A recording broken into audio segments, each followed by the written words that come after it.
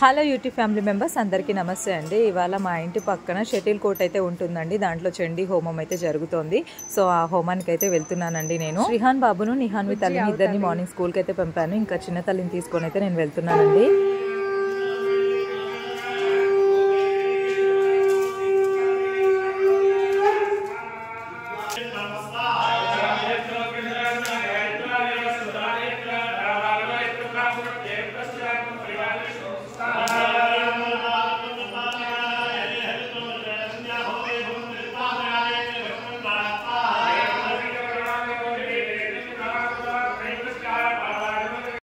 Season effect వల్ల అందరికీ కూడా వైరల్ ఫీవర్స్ అటాక్ అవుతున్నాయండి. నా ఇద్దరు పిల్లలకు కూడా 1 వీక్ నుండి అస్సలు హెల్త్ బాగాలేదు. దగ్గు, జలుబు, గొంతు నొప్పి, హై ఫీవర్ ఉంటుందండి 1 వీక్ నుండి కూడా. ఇంకా హాస్పిటల్స్కి వెళ్ళడము, వాళ్ళకి మెడిసిన్స్ ఇవ్వడము, టైంకి ఫుడ్ పెట్టడము, వాళ్ళని ఇంతకు ముందు కంటే కూడా ఇప్పుడు ఇంకా కేర్గా చూసుకోవడం జరుగుతుందండి.